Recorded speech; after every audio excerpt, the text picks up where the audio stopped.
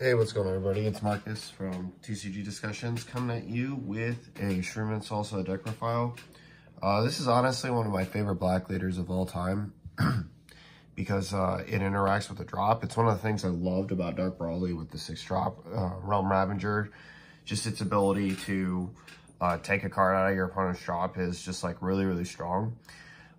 This deck actually is exceptionally good at it, a lot more than like other black decks. It's better than it was at Dark Brawly. It's better than Mekikabora. I don't think Mekikabora has too much to do with the drop, but it kind of can. And then there's always the Boo Finn, yeah, Finn archetype. I was trying to think of like the Demon Realm Boo deck, but Finn. You do play somewhat of the Toa chain in there, but like the Toa 1-drop is a pretty good card to have in there, but I digress. Anyway, this deck is actually kind of absurd. You draw a lot of cards, and you get a lot of value off of removing just cards from your opponent's drop and drawing extra cards for it, which I find to be super duper neat. So let's get into it. This is my competitive list. This is the list that I would have taken this weekend to Tennessee, but due to military obligations, and even if I didn't, I had work obligations, I couldn't get it off. So yeah, hopefully this list reaches some of you guys if you're thinking about playing the deck. I think it's like a super strong deck. So when this card attacks, it draws a card, then once returned, when you use a black battle card in a combo, your opponent sends one card from the drop to the warp. If there are no battle cards in your opponent's drop, you draw a card. Your life is at 4 or less, or your opponent has 4 more cards on the warp. You can draw one card, switch this card, switch it from your energy active mode, and flip this card over. You can meet the 4 requirement very quickly with this leader. It's basically 4 attacks with the leader itself. Which is kind of nice, but if they're playing like a slow deck, like Golden Frieza, for example, and they have like a lot of cards that they can warp out, you'll meet that condition quickly. If you play against black and they also like to overwhelm their cards out, you meet that condition pretty quickly. So when you play against Super Saiyan God Trunks, like they will trigger your Awakening Edition for you. So it's pretty strong. And then when this card attacks, draw a card, and then has the same auto. If this card's in battle, when you combo with a black battle card in a combo, your opponent sends one battle card from their drop to the warp, and then if there are no battle cards, draw a card. But this side is an activate main, which is like super powerful. For 1 energy, if your opponent doesn't have any battle cards in their drop, you can play a Demon Realm Race, Evil Wizard, or Demon God with an energy cost of 2 or less from your deck. Play it and then shuffle your deck if you look for it. Look through it. You can basically play out Mekikabura, the Broken Seal, which is absolutely awesome. This card can also be played out from hand as well. So if you have like 30 cards in hand, which I'm like not even kidding, this deck draws like an absurd amount of cards. If your opponent can't fill their drop quickly, you definitely do some shenanigans. We have a lot of cantrips in the deck. So yeah. But let's get into the main. Mekikabura, the Dark Ruler. Oh, just knocked over some cards. We play through this card. It's a cantrip draw. It's a searchable target off of our Salsa, and it has a really neat effect.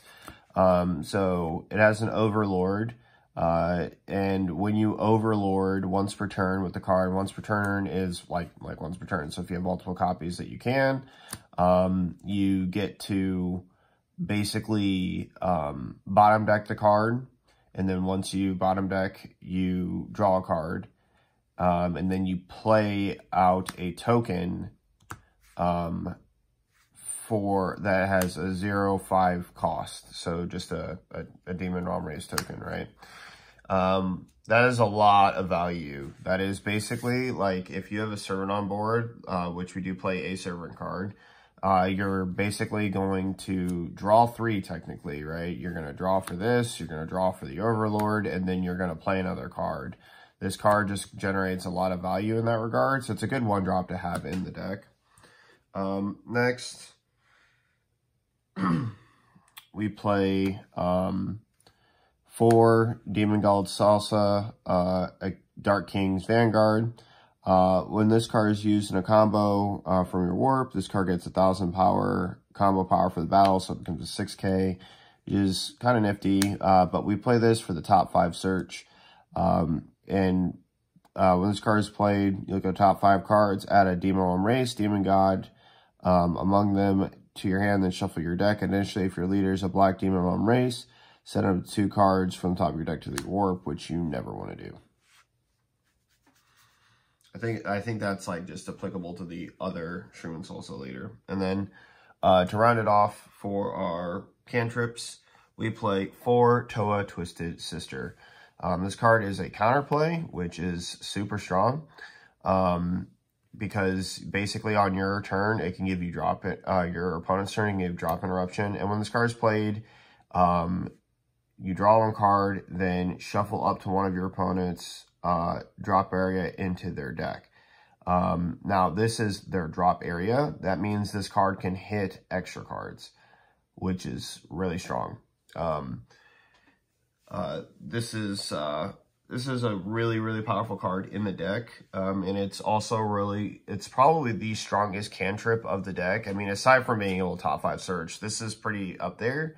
Because basically that means 2 cards from your opponent's drop area, one way or another, are getting removed, which is just really good value. And that gives us 10 cantrips, which is a lot of consistency. Next, we play 4 of the new Toa promo, new-ish, I should say. It's kind of getting to be old news now, but she is really strong. Like, if you guys haven't looked at this card and what it does. This just takes this deck to an entirely new level, both in terms of aggression, playability, and board control.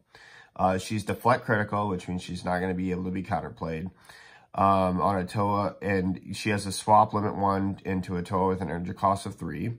When this card is played, choose up to 1 of your opponent's battle cards and send it to its owner's warp. Then this card gets 5,000 power for the turn. So it's a 20k crit on swing, and it warps a card, which also helps fulfill our awaken condition. And then it has a spirit boost effect that is not relevant because we just don't have any unisons to play with it. To go along with our swap engine, we play 4 Demon God Toa Umbral Might. This is an SR from set 16. It's got an EX Evolve on a Toa with an energy cost of 2, but you can swap into it, so basically it costs nothing. When this card is played, you draw a card, and then choose up to 2 of your opponent's battle cards. Draw 1 card, then you may choose up to 2 of their battle cards and / or their hand, send them to the warp. If your opponent sent 1 or fewer cards to the warp with a skill, choose up to 1 of their unisons with an up to 1 of your opponent's unisons with 4 or more markers on it and gain control of it. This card actually puts decks with unisons in a really awkward position. So basically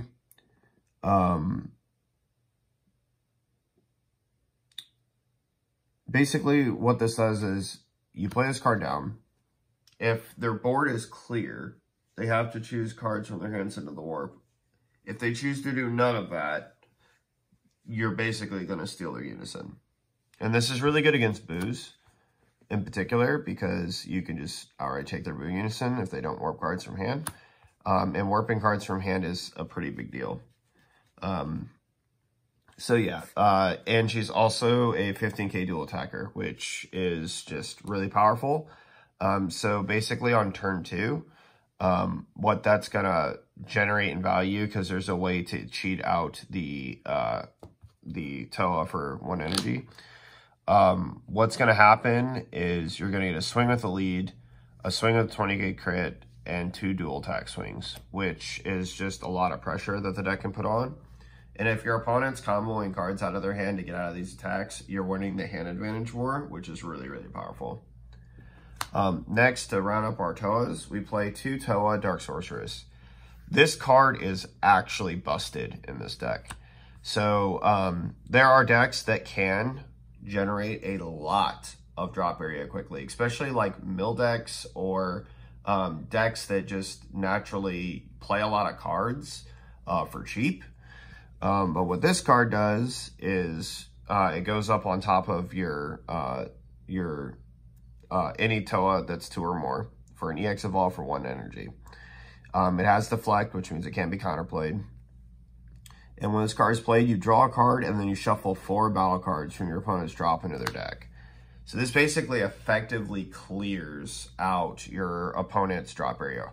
4 or more battle cards is a lot. And this card in particular is going to come up a lot in the matchup against the new Gogeta deck. Both this Leader's Effect and the 1-drop Toa are just actually insane against the deck because they're Union Fusion targets that they want to send to the Warp to generate advantage either back to their hand, back to the board later, or use as extra cost instead of paying for what they normally would, are gone. Right? They're gone. Like, you just put them back in the deck and say, go find them again, or, you know, spend more cards out of your hand, which they may or may not. But even if they do, you have ways of removing a card every turn. Not to mention, your leader can, on its Awaken turn, can remove 2 cards by itself. So between, like, let me just give you a scenario on your Awakening turn that you can do. You can play a 1-drop Toa. Okay, and let's just say you have 3 energy to do this. You can play like a 1-drop Toa, then swing with lead, combo, warp a card. Okay, but you're not going to draw off of the secondary effect, but you will draw for the lead effect. So you shuffled in for the 1-drop Toa, you warped a card from that, so that's 2. You untap 1, draw 1 to awaken. You combo another card, that's 3 cards now warped out of their drop area. You go up the Toa chain, which is going to cost 1 with your Z extra card. So you untap 1, drew 1. You're now back down to, what is it? With the Z extra card, you're now back down to 2. You do your swap shenanigans, and then you end with an energy up at 3 with this card on the board, and you shuffle 4 more. That's 7 cards removed out of your opponent's drop area, in particular battle cards. So again, let's just run through it. It's 2 off lead, 1 off the Toa, and 4 off of this card. And in terms of drawing, you drew a card for Leader Swing, you drew a card for the Toa, you drew a card for the Umbral Might, although you'll bottom deck that in the chain and you'll learn about that later. So basically you break even there, and then you draw a card for this. So you're now +2 and your opponent lost 7 cards out of their drop. I don't know about you, but your opponent's probably not going to be able to commit enough cards to stop your leader from drawing at that point. And if they are, like, you're winning the hand advantage war, because again, this deck draws an insane amount of cards. So this card is a secret tech that Ollie put in for a competitive list of this that he took to a regional, I think it was online, from Big O Notation. This card's really nuts. Next, 4 of the sneaky card that everybody forgets about. This card is like bonkers in this deck for a number of reasons. This is Demon God, Shroom and Salsa, Unending Nightmare. It's basically 35 double strike. It's 25 double strike, but as servant, so it's 35 double. When this card is placed in your drop area from your battle area, you place it at the bottom of the owner's deck instead, so it kind of like refuels your deck. When this card is played, your opponent chooses 1 card in their hand and 1 of their battle cards and sends it to the warp. Which is insane, because if they have only 1 card on the board, it doesn't matter if it has barrier or not. If you combo 2 cards and have 2 energy up, this card is an instant battle interruption that just absolutely dumpsters the card that's attacking. It's also not unique, by the way. And as a good way to bottom deck this, you can overlord it with the Meki Kabura that we had earlier. It has an activate battle limit 1. If you have 3 or more energy and 2 or more black battle cards in your combo area, you play this card from your warp. There's 2 ways to do this. You can either do this off of this card, or you can do it off of your Z leader. But our Z leader is honestly pretty bad because they just hate Shroom and Salsa. But they gave us a Z leader nonetheless, so I guess I can't complain too much. But I mean, I've never seen such horrific awakening conditions for a deck that that originally designed was below mid tier. Like, it's just not good. Next, to round up our Demon Realm race cards, we just play 2 Becky Cabrera, the Broken Seal. Being able to play this card off for 1 energy and then call it a card of our opponents, or have it in our hand and just outright have a good counter to like their boss plays is just nuts. You can call 8-drop Vegito and set 2 Vegito. You can call the 8-drop Childhood Son Gohan against Green Gohan. You can call 6-drop Cumber, which just annihilates Fu. It annihilates Cumber as decks. Basically, they're playing the game with only whatever they want to play. Although they do now have the 7-drop Cumber and then the 8-drop Fu, which are still alternative play lines. But again, you're not really bugging with that because of like just the sheer amount of good cards that you play. But you get the picture. And against Gogeta, the new deck, you call 8-drop Gogeta on turn 3, and literally your opponent is not playing either their big drop, 8-drop, or their SCR. And every turn you get to do that, you get to deny them a huge defensive resource that's very annoying to your deck. So yeah. Next, we play 4 Trunks Time Regulator.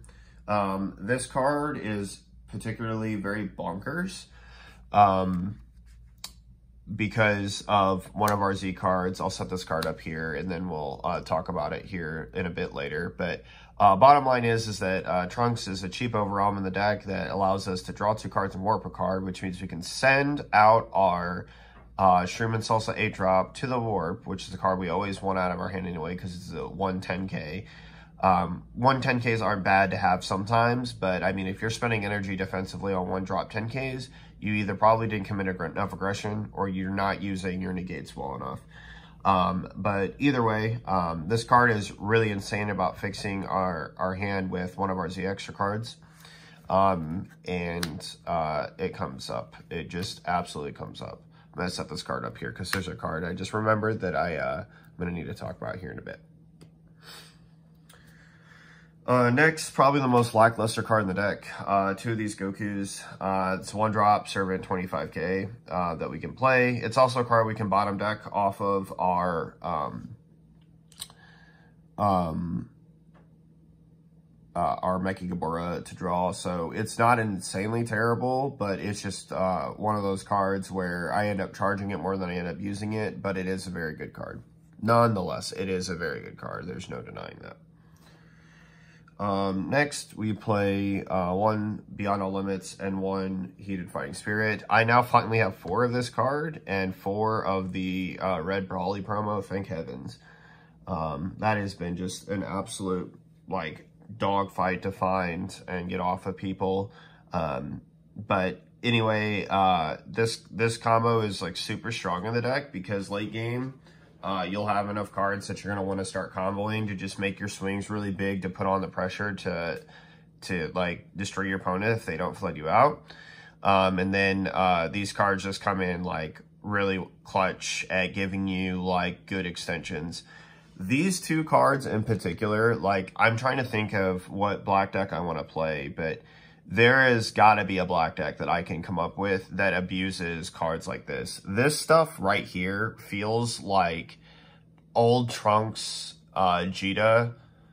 Not Trunks Vegeta, Vegex, sorry. Old Trunks Vegeta, Vegex. So back when like thwarting was like super popular, right? And you could just like Beyond All Limits for a thwarting the Dark Empire and it's like really strong. Well, this kind of feels the same. It's like, it's not a 25k double that warps a card. It's a 30k critical that warps a card, which in some ways is better. Double Strike is obviously just like really powerful. But I mean, again, we're talking literally about one of the strongest 1-drops in the game right now. Like this card's just nuts. It's removal, it's critical when next to this guy, and it's a free overwhelm. Like it has lots of ways that it can play, and its overwhelm doesn't cost anything like thwarting. So I just want to find a way to like abuse these cards and like thwarting cards. I'm waiting for like a Black Saint Leia that's super good. Maybe Vegito's the answer. I don't know. The new Vegito deck coming out. Next, we play 2 Sun Gohan rares. This card is, again, one of those sneaky cards that's clutch. Like your opponent forgets this card is in your warp. Again, this is another good target to send off your trunks. We all know what it does. It has an activate battle, it's an auto timing, limit 1, negate on a battle card if you're at 4 or less life, which is really powerful because if your opponent, for example, thinks that they can counter on a battle card, and then like they're going to crush you, you can just take a life and then play this card out. This card is also insane with our leader because, basically, if the card is 4 or less and they're attacking and you have an energy up, this card will warp the battle card 4 or less by tapping an energy after it's placed in the combo. And it's also a black battle card that you use in a combo. So on your opponent's turn, you can basically take a card off their board and add it to their warp, which is, again, contributing to your alternate awakened condition. So the card is actually really strong. I just don't play more of it because I feel like the list is overall very solid with the ratios of everything that it's at. But yeah, I think it's like super duper good. And again, you got to remember the auto for you to warp one of your opponent's battle cards out of their drop is also on their turn. So if you combo with this card on their turn to get rid of their battle card, again, you've probably warped one card on your turn, another card on your opponent's turn when you combo this card, and then another card right there. That's 3 out of the 4. And if it's early and your opponent has just played like one card, right? Like just played like one card. Now they're at 3 out of the 4 you need for your alternate awakening condition, which is just really strong. Next, for our defensive package, it's pretty self-explanatory. For SS Vegeta Prince Strikes Back, it's the best super combo for black. Not a whole lot to say about it. 1 Yearning for the Dark Dragon Balls. This card is goes in tandem with this. This card has the ability to outright search a Dark Dragon Ball from the deck, which this card is. It has a permanent. This card gains Dark Dragon Ball in all areas. It has a permanent. If your leader is a black demon of one race, your opponent chooses one of their battle cards with an energy cost of 1 and sends it to the warp. And then it has an active battle. You can choose one of your cards, and it gets plus 5,000 power for the battle. So it's not dead no matter what if you don't get to use it. It does work with our leader because it is a demon realm race and a demon god. But it's a black demon race, so you're going to be able to get to free spot remove that 1 drop. And I use this combo for a number of reasons because there's cards like when you add, let's say you play out Meki Kabura, you call something, you then use the Toa effect that we're going to talk about in a bit to bottom deck a card. You can add this card to hand and then bottom deck this card after calling whatever you want for the Toa effect, which is really good. And remember, you're playing that card for 1. So, like, it's just straight value. And it's not costing you anything out of your hand to bottom deck, which is really good because then the card is going to get replaced later with the Umbral Might up the chain. Under negates, 2 Power Burst, 2 Sports, 2 Petrification, and 2 Super Kamehamehas. So this ratio's really good. You're obviously going to side in more Petrifications. Power Burst is insane because it's basically like a recycle. Like this deck particular, Power Burst is really good. Being able to just add back the Toa that shuffles another card into your opponent's drop means that if your opponent's drop spamming, they're probably going to, run out of, good targets unless we keep shuffling back in the deck and they keep bursting, or something like that. Burst decks are like the only decks that like give this deck like any real trouble.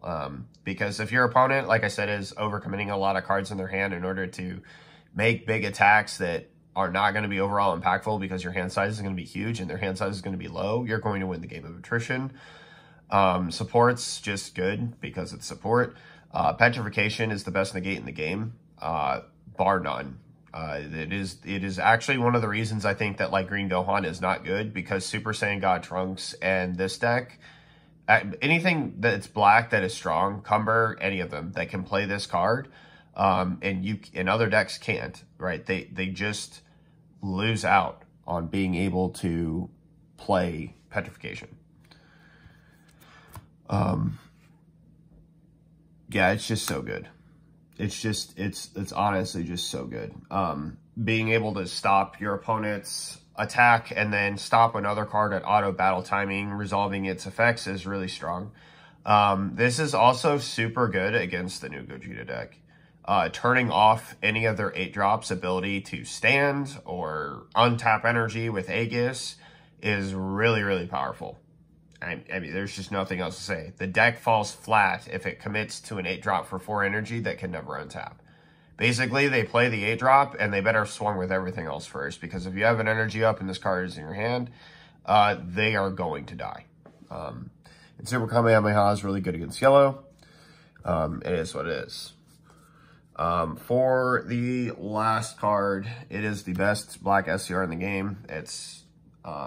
there is going to be an argument with the new Fu deck for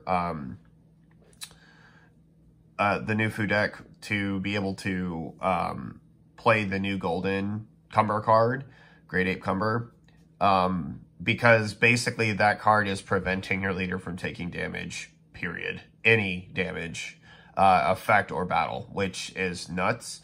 And I didn't realize how strong Fu was, but Fu's actually sneakily very, very, very, very, very, very good. Like, people who play the War of Attrition game are going to be like just draw cards or lose. Like, it's basically what's going to happen with that leader. But we'll talk about that later. Onto this card, it's just busted. You play it down for 2, warps one of your opponent's battle cards, ignoring barrier. Has an auto that says if your opponent plays a card, you can warp one of your cards. And then you can warp one of your battle cards and then take whatever card that is at auto timing on your turn. That means if they try to flood you, you're going to get the flood effect. Also, something else that's super good about this card.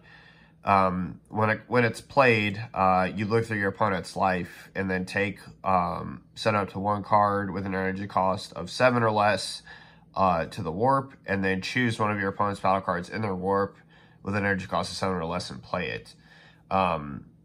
Being at, they have to have 2 or more life, but being at 2 and forcing them to 1 is really strong. It turns off sparking, turns off blocker negates. So yeah, you just really, really do a lot of damage. And it basically is, this card for 2 energy is 2 different attackers and ripping a life.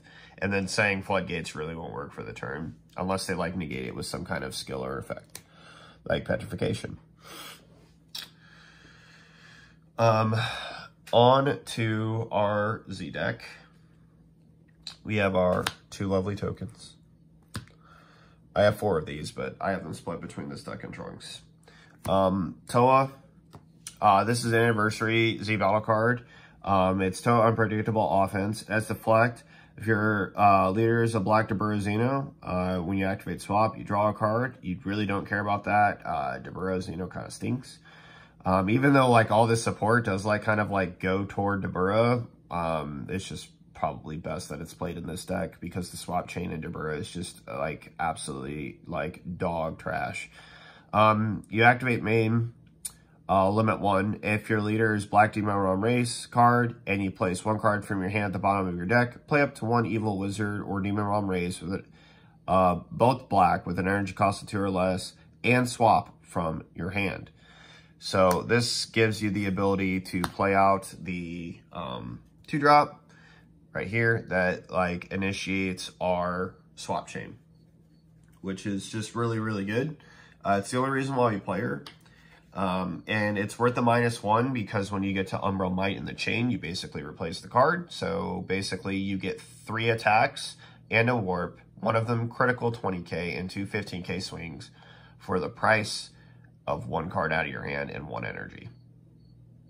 And 2 Z energy. But you're going to generate Z energy.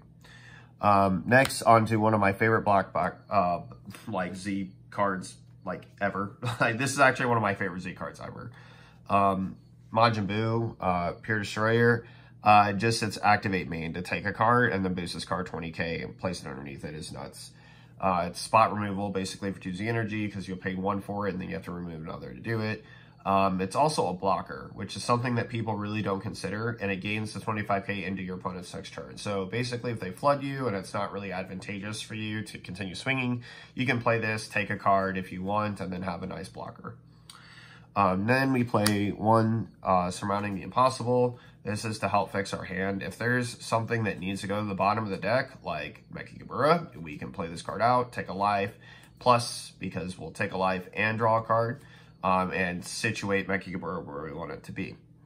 Next, one Demon God, Demigod, Begrudging Ally. So this used to be until... well, Surmounting was always the best black one, but until Buu came out, this card was probably the second best one. Now Buu's just definitely the best. It's like 1, 2, 3 for black right now. Maybe the new Goku, we'll see what kind of splashes it makes. I have a couple of them. I'm not sure if it's worth running in this deck. Maybe it would be for the pressure. I don't know. But let's talk about this card for a second. This card is a card that I thought has always been terrible. But there is extremely unique synergy with him and this Trunks. So, first off, it's going to cost you 2 energy and 3 Z energy. So that's already a hefty cost. Like, especially in black, being able to charge 3 Z energy and then just spend 3 of that like it's something that we want to do, and 2 energy, which is really, really, like, energy hungry for a color that doesn't untap very often, except for when you're awakening or playing Mirror Assault from the Skies. Yeah, it feels kind of bad. However, these 2 cards in tandem actually make this card worth playing. And if this card lives, like if they don't get rid of it, you are going to absolutely decimate them. Like this card is going to start to put in work, and like they basically have to answer this card with either an effect or an attack. So it's unique, so you can't play more than 1, and you should never play 2 of these. Like, if this card is not good enough to play 2, because if you're committing again 2 energy and 3 Z energy to this, you're probably not committing your resources right to other areas. But there are some times that you brick in this deck, and this combo almost unbricks your hand immediately. So this card gains 2,000 power for each of your Z energy, which is already terrible because you commit 3 of it just to play the card. So that effect doesn't come up very much. But it can if you commit it at the beginning of the turn and you start comboing for this effect. So it can get a little bit of a bump and a boost throughout the turn and throughout the subsequent turns if it lives. So it can become relevant, it's just probably not going to be right away. As an auto once return, when you activate Overwhelm or Dark Overwhelm, or play a black battle card from your warp, you draw 1 card, choose up to one of your opponent's battle cards with an energy cost of 6 or less, and you send it to the owner's warp. So basically, when you overwhelm this guy in, or you play the Shroom and Salsa off from your warp, or your Heated Fighting Spirit, or your Beyond No Limits. But this card in particular is the reason it's nutty. When you play this card in, which the full 3 is met by this, for this Trunks is met by the Z cost of this, you're going to draw 3, warp 1 from your hand, and warp 1 of your opponent's battle cards, 6 or less. Drawing 3 cards and sending a card out to your warp, which is what you want to do for a lot of cards, like the Gohan, your Cumber SCR, you don't mind sending that, because this card can also be played from your warp. I forgot to mention that. You just play it. You always end up playing Cumber, but wherever you see Cumber, it's always good. And it could just sit out there and your opponent can forget about it, and then they just lose to SCR. Or they see it and now they have to start playing around it, which is like, you can get them to commit to some things that they may not before. But yeah, I can't tell you how many times this combo actually fixes your hand. Just getting 3 other cards and getting rid of the worst card in your hand, or a card that you don't mind being out in the warp, is really good. and its removal. I mean, that's a lot of value. It's at least a 4-card swing between the card getting warped and the 3 that just went to your hand. So, super duper good. And then next we play 1 Demon God, Shroom and Salsa, Immortal Annihilation. This card has like 9 paragraphs of text, yeah, let's just walk through it together. So it's 20k double strike, which is already really strong because at Z Awaken timing, if your opponent's at 2 or less life, like if your opponent's at 2 life and they think that like they don't negate, there's no blocks, no nothing on just your base leader swing, this basically is a Champa if you have 2 or less life. And then you can surmounting to put yourself there and then just like try to edge out the game in that regard. It has an activate main. You place 1 of your Z energy in its owner's drop, and you may look at the bottom card of your deck. If it is a Shroom and Salsa card with Servant and an energy cost of 3 or less, you may look at the bottom card of your deck and play it if it's Shroom and Salsa with Servant and energy cost of 3 or less, and place it at the bottom of your deck if you don't. So basically, it's not going to be relevant because you can't play out your Shroom and Salsa in this. It's not a Servant 3 or less. It's an 8-drop. So that's never going to come up. However, this Activate Battle does come up, and it's really, really strong. So, Activate Battle. If this card is in battle, choose up to 2 Demon Realm Race or Demon Gods, both mono black, without super combo from your warp, and use them in a combo. So, once per turn, you get to combo with 2 cards from your warp. So the criteria that are made from this. Oh, I don't believe it has energy cost restriction either. I didn't even think about that. So that would be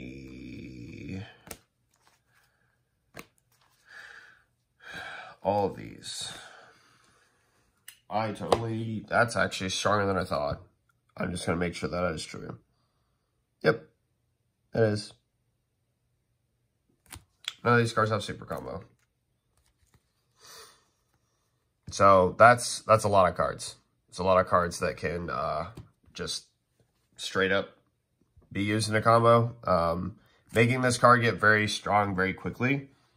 Yeah. Maybe that's why they made this Awakening. Because this Awakening edition at 2 or less life is just atrocious. But if you comboed with 2 8-drops, that even... I mean, yeah. That's insane. I didn't even think about that.